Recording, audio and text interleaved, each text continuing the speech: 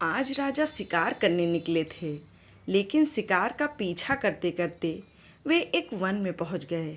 लेकिन ये वन एक चमत्कारी वन था। जैसे ही राजा ने इस वन में प्रवेश किया, वैसे ही उन्हें कुछ अजीब सा लगा और देखते ही देखते वहाँ के सभी पुरुष स्त्री बन गए, चाहे वो राजा हो या उनका मंत्री। यहाँ तक कि उनका घोड़ा भी घोड़ी बन गया। लेकिन ये कैसे हुआ? ये क्या रहस्य था जिसने सभी पुरुषों को स्त्री में बदल दिया? तो चलिए सुनते हैं श्रीमद् भागवतम से इस सुंदर कथा को। और आपका स्वागत है आपके अपने ही यूट्यूब चैनल पर। और अगर आप भगवान के भक्त हैं तो कमेंट में जय श्री कृष्णा जरूर लिखें। लंबे समय की बात है, राजा मनु के कोई भी संतान नहीं थी। बहुत सी तपस्या, व्रत और अनुष्ठान करने के बाद भी राजा मनु और उनकी पत्नी श्रद्धा के कोई संतान न हुई।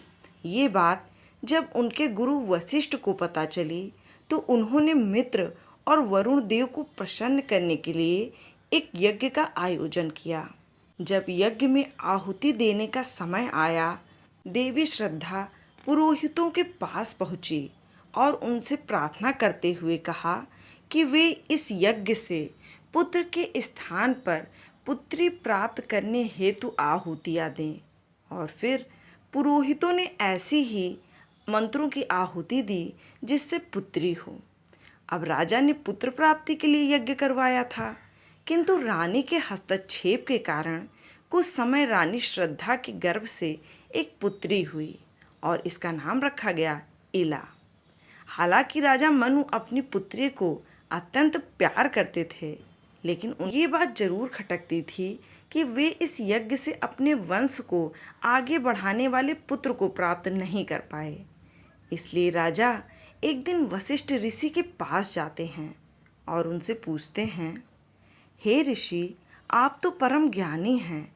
आपकी तपस्या और शुद्धता इतनी है कि आपके किसी भी वचन के निष्फल होने का कोई प्रश्न ही नहीं है।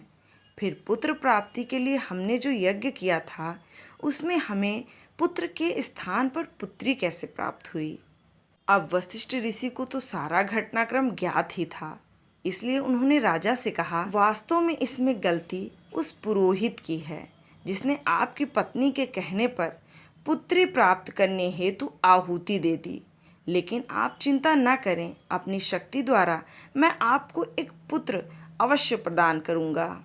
अब वशिष्ठ ऋषि ने अपने आराध्य देव नारायण की विशेष पूजा करना प्रारंभ कर दिया, जिससे प्रसन्न होकर भगवान नारायण ने वशिष्ठ ऋषि की इच्छा पूरी की और अब इला स्त्री से एक सुंदर युवक के रूप में बदल गए और इनका नाम रखा गया सुद्युम्न। अब एक बार राजकुमार अपने मंत्रियों के साथ शिकार खेलने गए। पशुओं का पीछा करते करते ये सुकुमार वन में जा पहुँचे। ये वही वन है जहाँ शंकर भगवान माता पार्वती के साथ विहार करते थे। ये वन अत्यंत सुंदर था, लेकिन ये वन देखने में जितना सुंदर लग रहा था, ये उतना ही भयानक निकला राजकुमार के लिए, क्योंकि वे जैसे ही इस जंगल में पहुँचे, वे सारे पुरुष स्त्री बन गए। उन्हें समझ नहीं आ रहा था कि आखिर ये कैसे हुआ, लेकिन इसके पीछे भी एक रहस्यमयी प्रसंग था। एक बार भगवान शिव और माता पार्वती उस वन में एकांत में समय व्यतीत कर रहे थे और उसी समय कुछ ऋषियों का वहां भगवान से मिलने के लिए आगमन हो गया। अब अचानक उनको देखकर माता पार्वती अत्यंत लज्जित हो गई और वहां से चली गई। ये देखकर ऋषि मुनि भी उस स्थान से चले गए। उस समय अपनी पत्नी को प्रसन्न करने के लिए भगवान शिव ने ये घोषणा की कि आज के बाद जो भी पुरुष इस वन में आएगा वह स्त्री बन जाएगा। लेकिन राजकुमार को इसके बारे में ज्ञात ही नहीं था, इसीलिए उन्हें स्त्री के शरीर में उस वन में रहना पड़ा। लेकिन वो इतनी सुंदर नारी बन चुकी थी कि जब चंद्रदेव के पुत्र बुध ने उनको देखा तो उन पर मोहित हो गए। इधर ये कन्या भी उन्हें पति के रूप में प्राप्त करना चाहती थी, अतः उन दोनों का विवाह हो गया। फिर उन्हें एक पुत्र भी हुआ जिसका नाम था पुरुरवा। कुछ समय बीतने के बाद सुद्युम्न वशिष्ठ ऋषि के पास गए। जब ऋषि ने उनकी स्थिति देखी तो उन्हें पुनः पुरुषत्व प्रदान करने के लिए भगवान शिव की पूजा प्रारंभ कर दी। अब शिव जी प्रसन्न तो हो गए, लेकिन वो माता पार्वती को दिया गया वचन भी नहीं तोड़ सकते थे, इसलिए उन्होंने बीच का रास्ता चुना। उन्होंने ऋषि वशिष्ठ से कहा कि मेरे आशीर्वाद से सुद्युम्न 1 महीने के लिए पुरुष रहेगा और 1 महीने स्त्री। अब शिव जी के आशीर्वाद और अपने गुरु वशिष्ठ की कृपा से राजा हर दूसरे महीने में पुरुषत्व प्राप्त करते थे। 1 महीने वे अपने काम से अवकाश लेते थे।